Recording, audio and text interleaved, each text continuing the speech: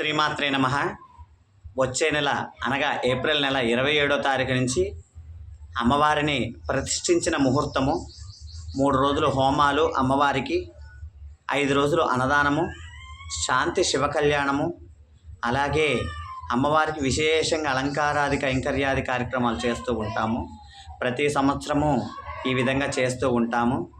నేను ప్రతిరోజు వీడియోలో పెడుతున్నాను, నా గుడికి సహాయం చేయండి అని పెడుతున్నాను అని అంటే, ఒక ధర్మాత్ముడు అమ్మవారు గొప్పదైతే ఆవిడ ఆలయాన్ని ఆవిడే నిర్మించుకుంటుంది అని అన్నాడు ఆ ధర్మాత్ముడు. నిజంగా ఆ మాట నిజం చేసింది.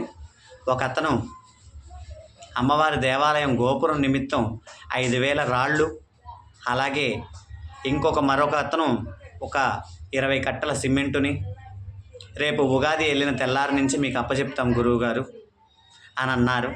అలాగే ఎవరైతే సహకరించరు ప్రతి ఒక్కరూ కామెంట్లు పెడుతున్నారో, అమ్మవారు ఎంత గొప్పతల్లో చూసారా?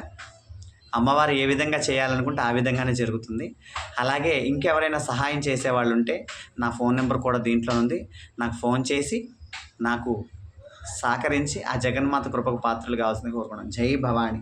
చాలా సంతోషం నాకు, ఎందుకంటే నేను చేసిన వీడియోలకు కూడా స్పందిస్తున్నారు అనే భావంతో ఈరోజు మీకు అందరికీ కృతజ్ఞత తెలుపుకుంటున్నాను. ఆ జగన్మాత ఆశీస్సులు మీ అందరికీ ఉండాలి. జై భవాని, జై దుర్గా భవాని.